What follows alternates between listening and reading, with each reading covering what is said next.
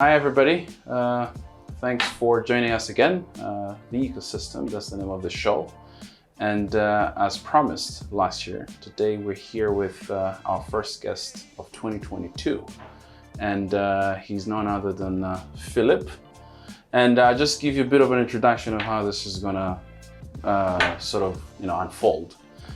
So we're introducing a new segment in the Ecosystem. We call it 10 Qs with, in this case, Mr. Philip.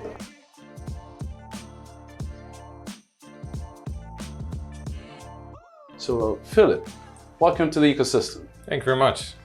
Now, before we even go into it, the first question is pretty much where you tell us about yourself, or I don't know, whatever it is you think or we need to know about you.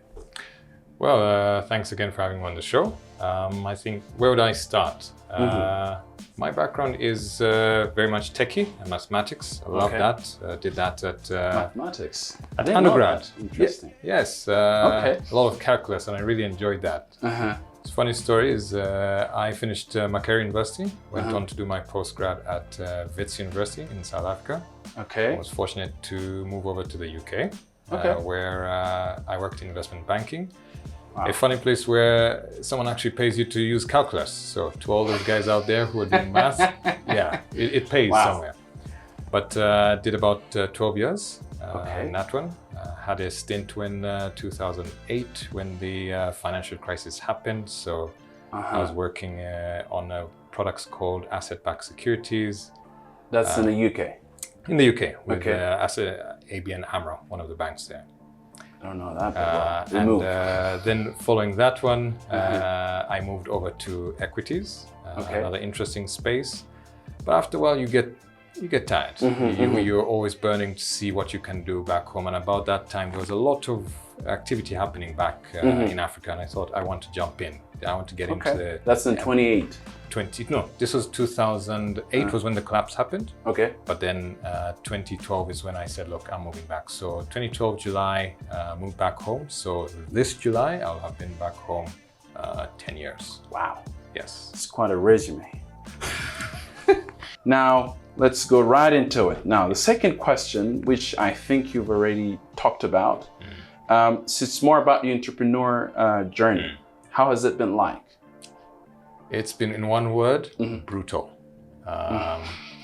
So after I moved back, ICE came and we did a venture out in Uganda. This was in, I'll call it now, 10 years later. It was back then, it was AgTech. So we were putting up milk ATMs. So these were dispensing machines. So we raised a convertible round from friends and fools in the UK. Yeah, they say. And having gone to every PE/VC house in the UK focused on Africa, and everyone said, you start, we'll follow.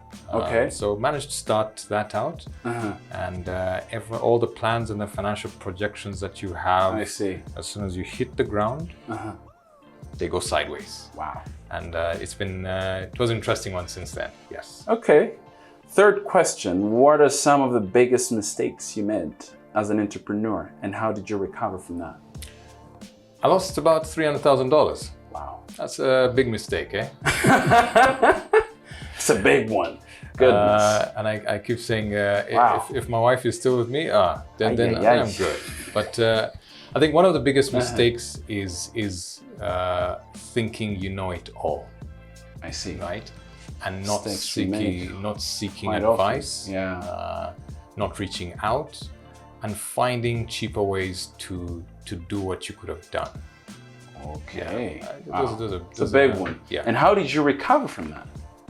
An interesting one. So we went into the Ugandan market at that time. There was legislation to come and ban the sale of raw milk. So at that time in Uganda, they called them atamalunjis. So those kiosks where people just sell raw milk.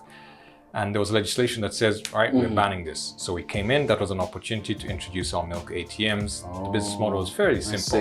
We install this machine, we deliver to you milk, and we get a haircut. That's the business model. Little did we know that the Trader Association took the government to court. And in 2016, they won. And it was an election year. So it was a hard recovery. We sort of collapsed that one, had to wind it down and shut down because you're left competing. My competitor, I'll tell you this, was you see these guys on the bicycle with the milk cans? Yeah. That was my competitor. So I like to say I was delivering milk in a Ferrari and he was delivering milk on a bicycle. I see. Know your competitors. Good one. Fourth question, how about the wins you're most proud of? The wins? Yeah. On my journey, I think... So you're looking from back then to now, so it's a bit of, like a summary of all of that. Yeah. I've learned a lot. I have been able to engage with some amazing mentors who I wish I had come across as I started out. Okay. So that I'm proud of. I'm proud that, and one of the things I enjoy right now doing is speaking to a lot of entrepreneurs like yourself and seeing you guys on your journey and how I can add value. That to me, I'm excited about that. And I think that to me is a position I've taken where I can add value to a lot of startups. Say, look, hey, I've been there. I've probably hit the wall much more times. More or less like giving back. Yes. Wow. Okay. Now, fifth question. Where do you get your inspiration from? It's a very interesting one. Yeah.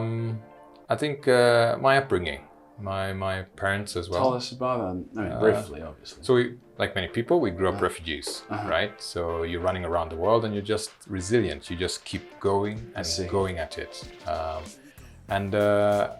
I have a family, my wife and 3 kids now, and I'm excited to see them. So they're an inspiration as well. Wow. And I want to also see them grow as well. Perfect. Next question. No, this is a good one. I mean, when I was working on this is one of my favorite ones.